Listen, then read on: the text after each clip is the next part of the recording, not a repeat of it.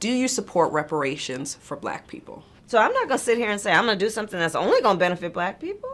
No. Yeah, we are not going to be lectured by extreme MAGA Republicans on anti-Semitism, on racism, on bigotry, and on intolerance. Period. Full stop. I think the vote on the Israel resolution speaks for itself in terms of the House Democratic Caucus and its perspective on the special relationship that exists between the United States and Israel.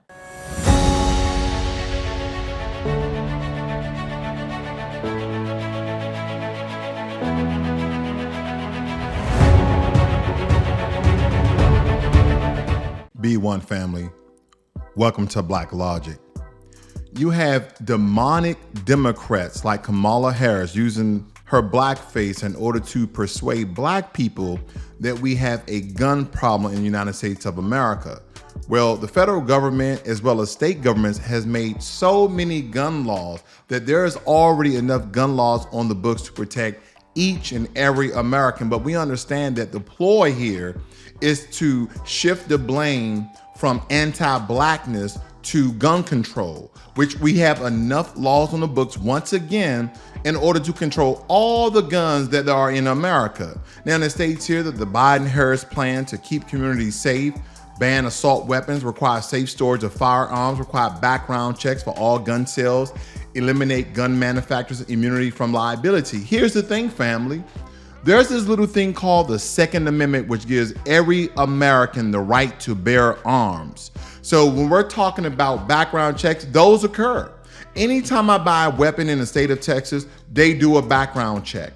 What are those background checks? They go through the federal system to see if you have any felonies on your record as well as the state. Now, could there be a more in-depth check? But of course, but the problem here is that they're going to continue to use smoke and mirrors in order to psychologically fool Black people that the issue in America are guns, where we know the issue in America is anti-Blackness. We understand that this is all in response to the mass killing and mass murdering of 3 Black people in Jacksonville, Florida. What we have to understand is Kamala Harris has never been a friend of Black people unless it's time to vote. It states here, we need leaders with the courage to act. We need leaders who will stand up and fight for common sense gun safety laws and for our democracy. They continue not to mention Black people. They continue to point the blame at guns, where we know that the blame is anti-Blackness. So the Democrats ignore Black people while the right-wingers attack Black people. It really doesn't matter. And here's another thing. We have to understand that the Democrats is the party of the KKK. So we must not forget a lot of these anti-Black hidden messaging that they put inside some of their social media posts. We cannot forget the history, because the history is now becoming the present, or is the present. What's important here, family, is that there truly will not be any federal legislation to ban assault weapons. There truly won't be any legislation to quote unquote have gun control, because of this one little amendment here that was set into the Constitution of America by the racist forefathers. And it states, a well-regulated militia being necessary to the security of a free state, the right of the people to keep and bear arms shall not be infringed. And what a lot of people do not understand, family, is that AR-15s, the weapons of choice of the white supremacists that go out and kill Black people, the weapon of choice is the AR-15. Guess what the American government can do? Guess what the federal government can do? Guess what the state government can do? They can make AR-15s and any variation thereof of an AR-15 a class 3 weapon or a class 4 weapon. A class 3 weapons only make it legal for those who have a license in order to sell guns legally. And even with that, there are certain provisions, there's certain taxes, there's certain background checks. There's a whole slew of red tape in order for someone to get a class 3 license. Now, if they dictate that an AR-15 is a military grade weapon, that will then be classified a class 4 weapon, and no one can really get it except those who are licensed to purchase military equipment and military weaponry. So when we look at these things, family, there's enough laws already on the book, but they keep using these tactics to deflect black people that the problem in America is not anti-blackness. The problem in America is guns. But anytime, family, anytime we start talking about anti-blackness and the system of white supremacy when it comes to foundational black Americans, they always talk about gun control. We should be voting in Democrats because they're going to put more gun controls on the books. Then guess what, family? When Barack Obama came into office, when Bill Clinton came into office, when Joe Biden came into office, there has really been no additional gun laws to protect black people. Because the issue is not gun control. The issue is anti-blackness in the form of hate and white supremacists on both sides of the political coin, both Democrat and Republican. But they keep using these deflection tactics that's giving you all smoke and mirrors, see with one hand, but the other hand doesn't have it, where you're thinking in that it's gun control. No, it isn't, family. It's not about gun control at all. It's about Democratic shills and black bootlickers who continues to benign neglect or simply just neglect black people in the sense of the word. And they never speak to black people. They speak to everybody else except for black people. So people like Hakeem Jeffries, yeah, they want black people to vote for them. Yeah, I'm gonna run for president, but maybe I'm not. But I really want the black vote because, I'm a black person, so you should vote for me, right?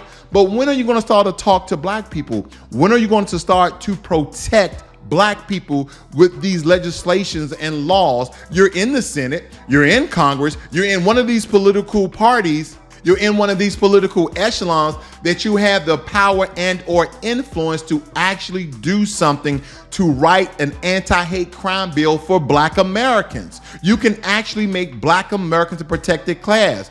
Go ahead and parlay throughout Congress and parlay throughout the Senate and get lobbyists to push this to the legislators in order to get these things passed. But no, you won't do that. You know what you'll do? You'll make an address here that never mentions black Americans, that never mentions black people. You didn't even say minorities. You didn't even say BIPOC. You didn't say anything of the sort, but you continue to deflect the real issue in America is anti-blackness in the system of white supremacy. Because it's people like him, they're so-called the friends of black people because they're Democrat, right? And that all the right-wingers are white supremacists and racists, right? But family, I'm here to tell you both of them are. Both of them are anti-black, and it doesn't matter what color. If they do not speak truth to power, we have no friends.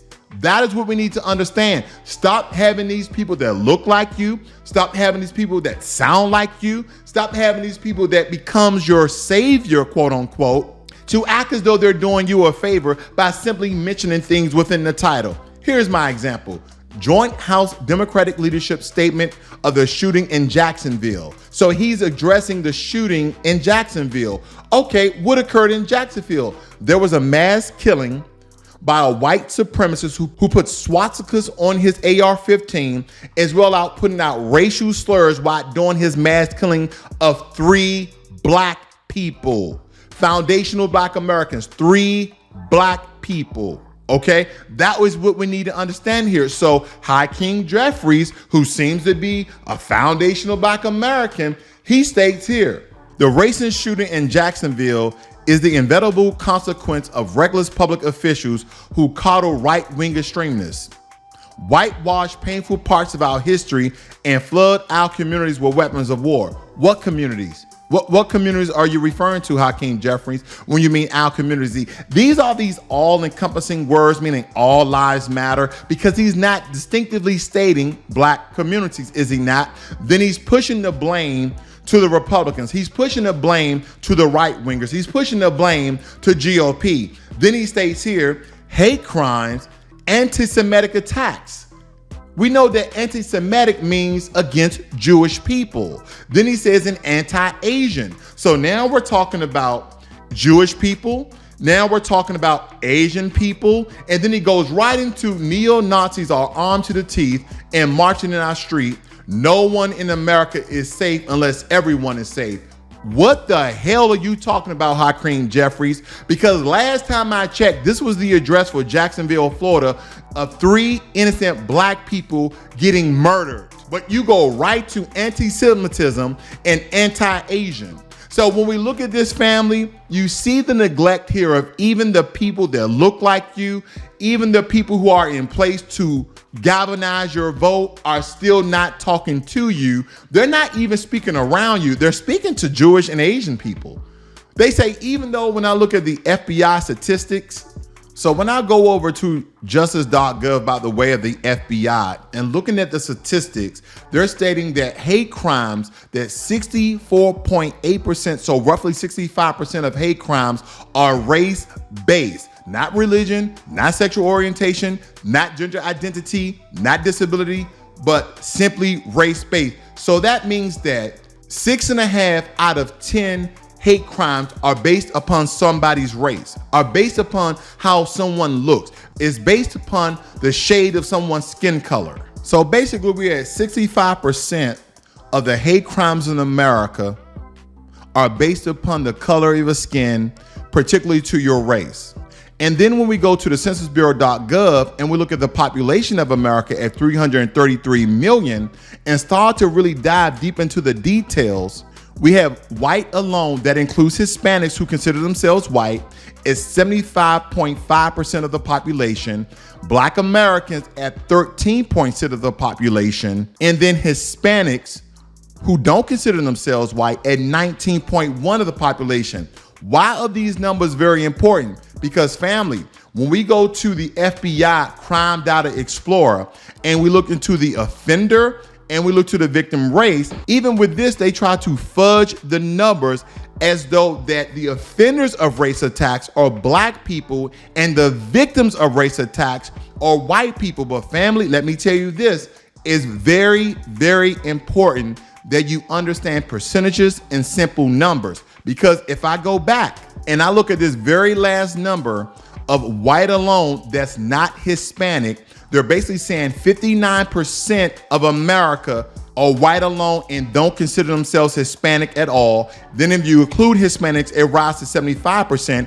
And we understand that a lot of race attacks do come from the white Hispanic community. And even those who consider themselves brown, but they identify as white. So we have to add these numbers up as well. So I'm gonna go with 75.5% of America is white, because your ideology and what you identify as in America, if you can blend in, then you can get in. So these are the numbers that I am including. Going back, as we break down those simple numbers versus the percentages, here's the discrepancy. You see that the offenders of race attacks supposedly are 332,000 black people versus 328,000 white people. Then we look at the victims, okay? Now, don't forget, black people are 13.6% of the population. We have 310,000 hate crimes based upon our race versus 75.5% of the population at only 458,000. And you're stating, okay, what does that mean? What that mean is when you deal in simple numbers, adding in the percent of the demographics and population of the race-based hate crimes, there's an 886 ratio factor that black people get targeted more so than any other race, especially when we compare it to white people. That is what that means. So when I look at statements like the racist shooting and the inevitable consequence of regular public official who called a right-wing extremist and add that into hate crimes, anti-Semitic attacks, and Asian violence when you are addressing to black people and the anti-black narrative and perspective in America, Hakeem Jeffries not only doubles down on the information, but he triples down on the information because he failed to mention black people in the entire address that's speaking about the attack in Jacksonville, Florida, and deflecting it by talking about weapons and talking about other communities that were not attacked during this time. He goes on to state, neo-Nazis are armed to the teeth and marching in our streets. No one in America is safe unless everyone is safe. Well, let me tell you, Hakeem Jeffries, it seems as though that Asian people are more safe than black people. And Jewish people are more safe in America than black people. And of course, white people are safer in America than black people as well. So what the hell are you talking about? He goes on to say elected officials and presidential candidates who peddle poison attacks on our diverse community. No. We're not talking about a diverse community. We're talking about the black community, because we understand since we landed foot on this land, and since the Europeans landed foot on this land of those foundational black Americans who are already here, we understand that white supremacy came with them. So you keep talking about this diverse community, not even mentioning black people in your previous statement, even though you mentioned the Jewish community as well as the Asian community. What diverse society are you referring to? And you go on and say, targeted historically vulnerable groups, ban books, and minimize the pain caused by organized terrorists like the KKK. Are you talking about the banning of the books when it comes to Ron DeSatan and his anti-woke and black people benefit for slavery? Are you talking about that? Call a spade, call him out. But see, these bootlickers, they never try to ruffle the feathers. They're always trying to do these political positioning that has not worked and will not work, because on a grassroots level, people, we should not be voting for people like him, who sound like him, who ignore us. And even those are the people who you like James bootlicking Clyburn. Any of these people who come out and protect the system of white supremacy, who are not pushing legislation of making black Americans a protected class, those who do not support reparation, I'm telling you right now, these are Democratic and Republican shields and white supremacist puppets that do the bidding of their puppet masters. See, he's saying all these things, but I want you to really pinpoint that he only referred to this statement for two communities, even though he mixed in Jacksonville, Florida. And some of you are gonna be like, well, of course he's talking about black people, Blacklogic, but no, he's not. He's talking about everybody else. And of course, he's talking about gun control. They must cease and desist their dangerous actions immediately. Thoughts and prayers are not enough. Of course they're not enough. Thoughts and prayers have never helped black people. Can we go there, family? Thoughts and prayers have never helped black people. It took black folk on the ground fighting against anti-blackness and injustice of our people by protesting, by speaking truth to power, and putting pressure on political parties in order to do the right thing. But guess what? Where you got black legislators, you have black politicians, why won't they do these things for you? Because you understand that we live in a system of white supremacy, and even those who are in the position of power are doing the bidding of the white supremacist society in which we live, which is anti-black. Upon returning to Congress in early September, House Democrat will continue to vigorously push common sense gun safety measures designed to combat the gun violence epidemic. Doesn't he sound like Kamala Harris?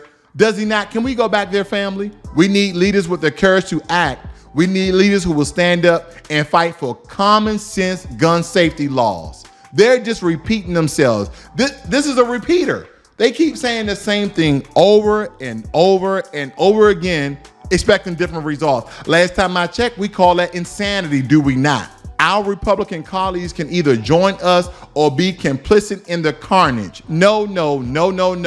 Hakeem Jeffries, Kamala Harris, and those bootlicking Sambos of the CBC, all of you guys are complicit in the carnage of black Americans. Yes, you are. So stop deflecting, stop using these smoke and mirror tactics like black people are not intelligent enough to see through the bullshit that you guys continue to push on the black community. And I'm telling the family right now, stop voting for these racist ass Democrats. Stop voting for these racist ass Republicans and start looking for those grassroots candidates that's speaking truth to power for your justice as a protected class and for reparations.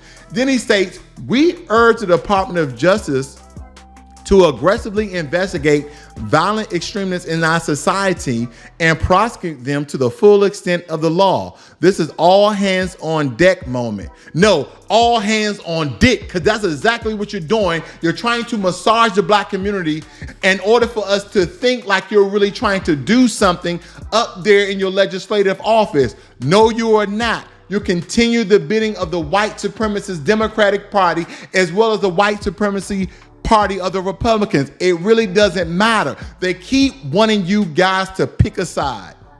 Well, family, let me tell you what side that you should pick. You should pick the Black American side. You should pick the U.S. Freedmen side. You should pick the foundational Black American side, because that is the only side that we have. When we start to choose these political parties, we are choosing a side in our own demise. If they don't have real legislation of protection, real legislation of reparations on the table, then you're just picking the same old, and things will never change for our people. So going back to a point that I made, that we have enough gun control laws already in the book, and that they can easily classify the AR-15 and other weapons of mass destruction in the streets by the way of simply put them in a class 3. Simply put them in a class 4. And a lot of people don't understand this. When you go and get a class 3 license, you know, in some states, in some regards, it can be anywhere from $500 to $1,000, and after the fees and taxes, up to $10,000. But let's break this down. What are the weapons? What are the things that are categorized in class 3? It states here, what is a class 3? It says that, first of all, the class 3 weapons are regulated by the ATF. That's the Alcohol, Tobacco, and Firearms Organization. In accordance with the National Firearms Act of 1986, these items include full automatic machine guns. And as we know, family, even though AR-15s are semi-automatic, there's little things that you can add in or tweak and accessories you can put in order for it to become fully automatic. And I know some of you are like, well, they banned the bump stock, but family, let me tell you, as a person who owns firearms, there are certain things that you can do to make that round fire a lot quicker as though it was fully automatic. So again, that's a misnomer. Silencers, short barrel rifles, as in sawed-offs, and other shotguns. But just to quickly go over class 4 weapons, it states that anything that explodes, shoot flames, or launches an exploding device. And I know you're gonna say, well, AR-15s, Blacklogic, don't shoot fire. Well, family, let me tell you, there's a thing called a muzzle flash. Within that muzzle flash of the pin hitting the back of the round, it caused a flash of fire. So I can even go to those vivid details to classify as a class 4 weapons to get these guns off the street. But must I triple down and quadruple down and tell you that the true problem are not guns in America, because we already have gun laws. We already have classifications to minimize and increase amount of these AR-15s and guns that are like them and guns that are similar to those, to ban those from the hands of citizens. And then some of you are basically going to say, well, they can simply just use multiple handguns. They could use knives. They can use bat. Exactly, family. The problem are not guns. The problem is white supremacy, anti-blackness. That's the first problem. The second problem are people like Kamala Mamie Harris and people like Hakeem Jeffries. These are the people who are the problems. So it really doesn't matter what a lot of people think, believe, or feel. It's about what you know. And if you know that we live in a global system of white supremacy, and the United States of America is the president of white supremacy in the form of anti-blackness, then you should know that these bootlicking coons, no matter the shade of their skin, are doing the bidding of the puppet masters by the way of deflect, benign neglect, smoke and mirrors, in order to psychologically fool black people in believing that the problem in America is gun control versus the problem is anti-blackness. But Hakeem Jeffries would never tell you, because he's stating here that hate crimes, anti-Semitic attacks, and anti-Asian. Last time I checked, the Jewish people are a protected class in America by federal and state laws. The Asians in America are a protected class by the way of federal legislation. So stop throwing the rock and hiding the hand where we all see what's going on here. So the next time you go out and vote, remember what these politicians have not said to you. They have not said that we will make black Americans a protected class, that we will persecute and prosecute those people who simply go out and attack black people because of the color of their skin to the full extent of the law. I want you to remember that they're talking to Jewish people, they're talking to Asian people, and they're talking to the rest of America except for you. And I advise each and every Black American to exercise its Second Amendment right legally, to go out and bear arms for protection. Without the shadow of a doubt and without any hesitation, protect you, your family, and your people. Be one.